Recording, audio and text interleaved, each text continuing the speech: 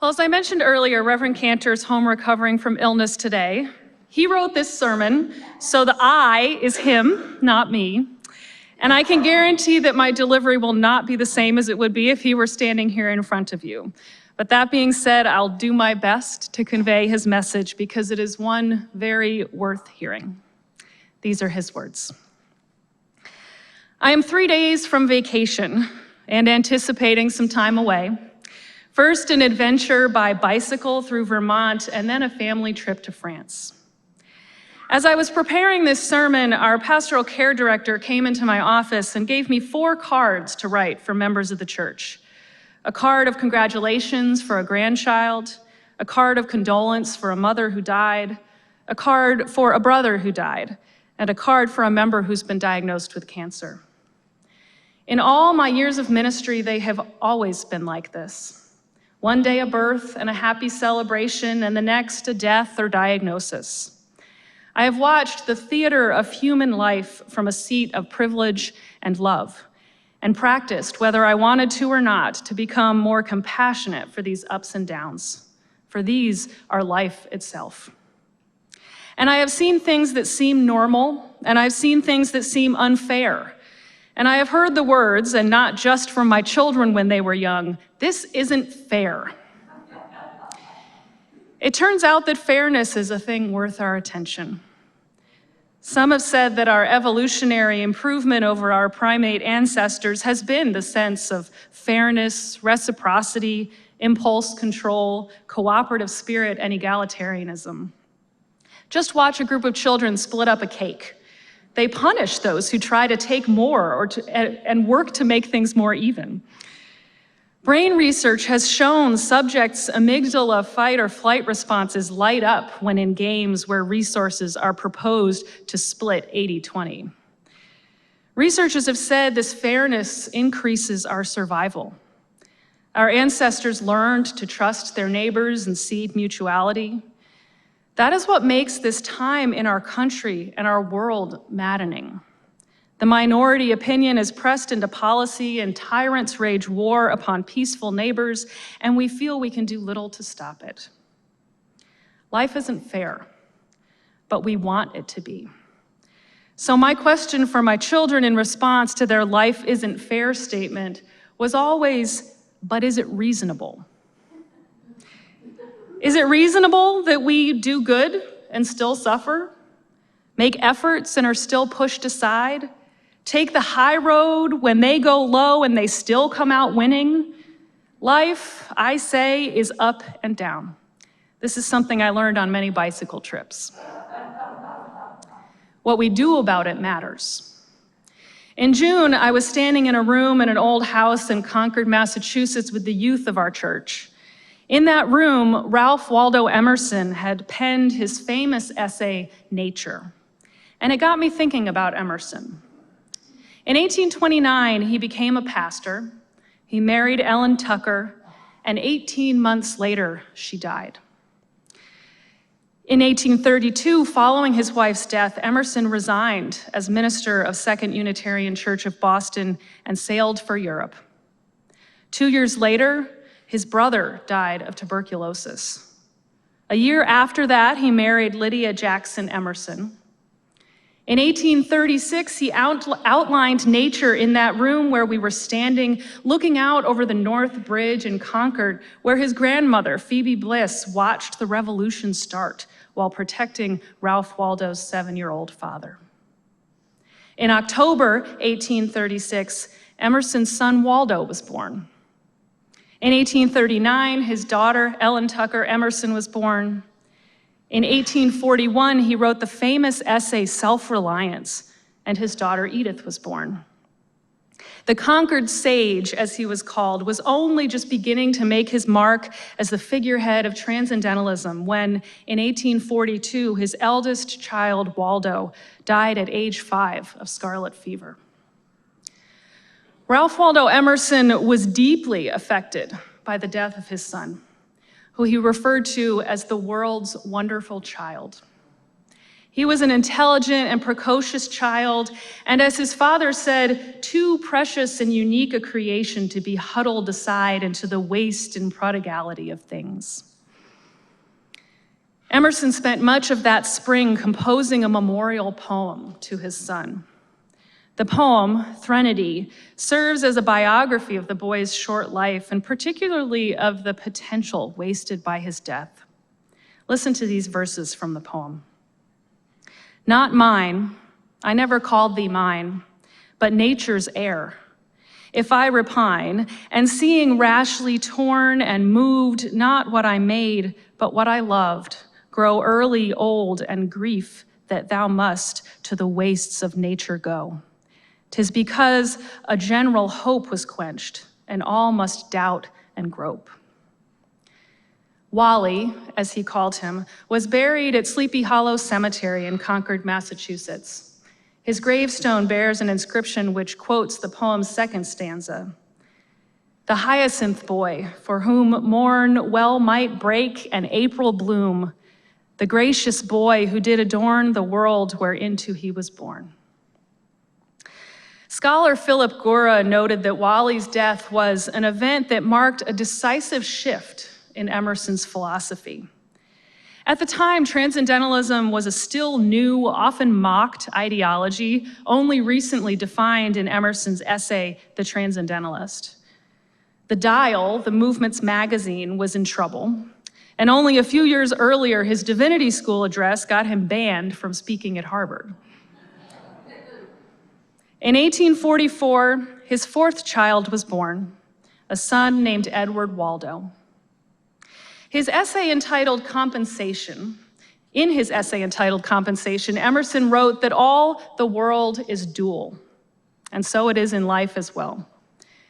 He wrote, every excess causes a defect, every defect an excess. Every sweet hath its sour, every evil its good. Every faculty which is a receiver of pleasure has an equal penalty put on its abuse. For every grain of wit, there is a grain of folly. For everything you have missed, you have gained something else. And for everything you gain, you lose something. Nature hates monopolies and exceptions. In one particularly famous line, he writes, there's always some leveling circumstance that puts down the overbearing, the strong, the rich, the fortunate, substantially on the same ground with all others, and keeps her balance true. Emerson was arguing that every action has a reaction, not science, but life. All gain includes loss, and loss includes gain. I think he speaks to us, encouraging a spiritual maturity in meeting the world when he says, and yet the compensations of calamity are made apparent to the understanding after long intervals of time. A fever, a mutilation, a cruel disappointment, a loss of wealth, a loss of friends, seems at the moment unpaid loss and unpayable. But the sure years reveal the deep remedial force that underlies all facts. The death of a dear friend, wife, brother, lover, somewhat later assumes the aspect of a guide, for it commonly operates revolutions in our way of life, terminates an epoch of infancy or of youth which was waiting to be closed, breaks up a wanted occupation or a household or style of living, and allows the formation of new ones more friendly to the growth of character. It permits or constrains the formation of new acquaintances and the reception of new influences. I wonder if Emerson lived up to his philosophy, living with the even-handedness he claims in his essays. Did he survive his son's death enough? When his friend Henry David Thoreau died, did he relive the loss or take it as another duality in life? Did these losses give him new horizons to explore or more emotional weight to carry around? When the Civil War broke out and soldiers returned home without limbs, did he see the ebb and flow of time and man, or did he understand their loss of life as permanent? He claimed, and maybe claims for us, to see the long arc of life in all these things, the spiritual trust of the world and God and community to hold us. The possibility that changes in political realities are changes that ebb and flow.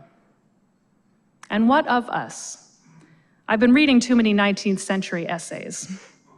What of us?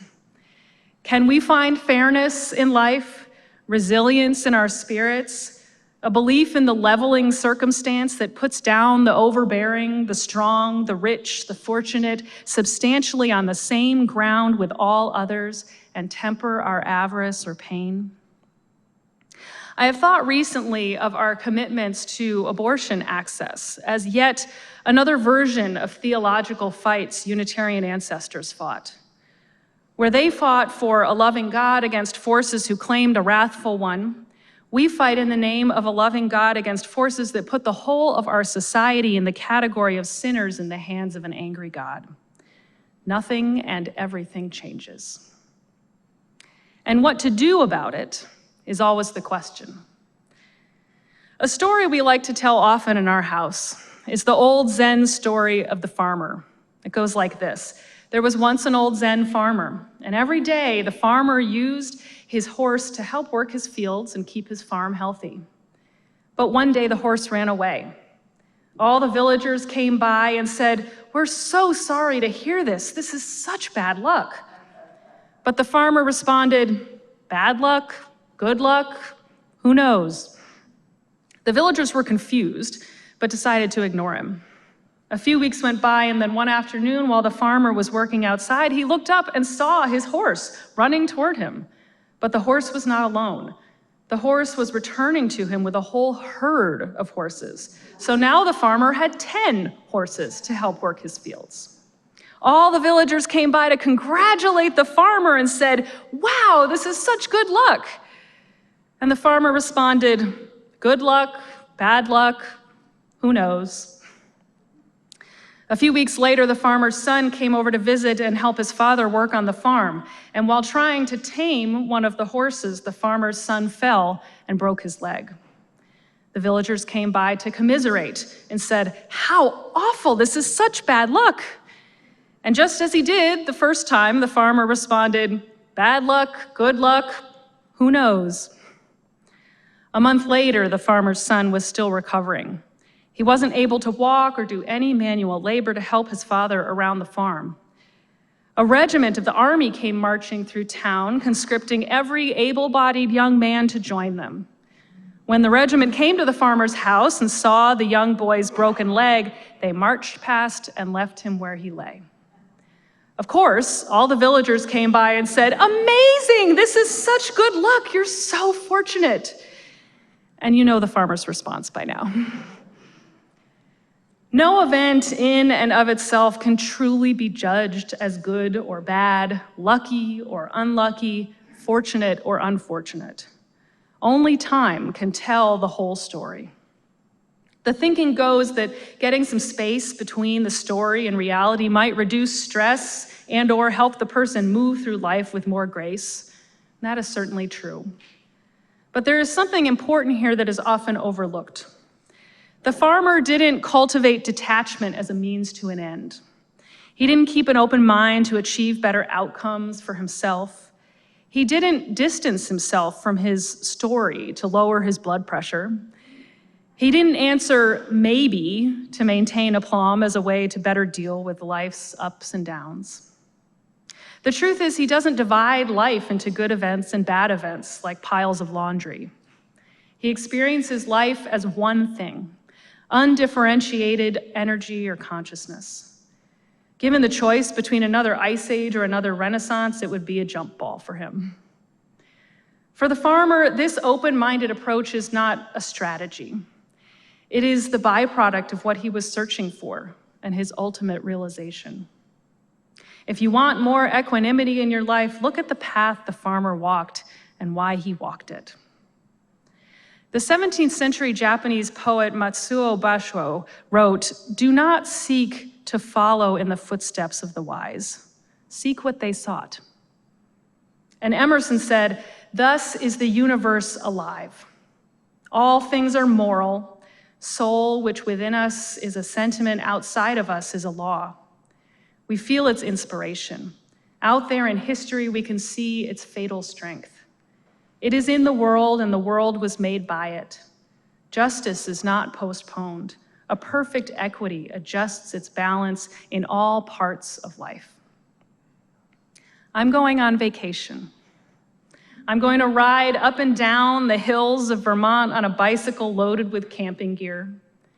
I have no idea what will happen, and that is why I'm going.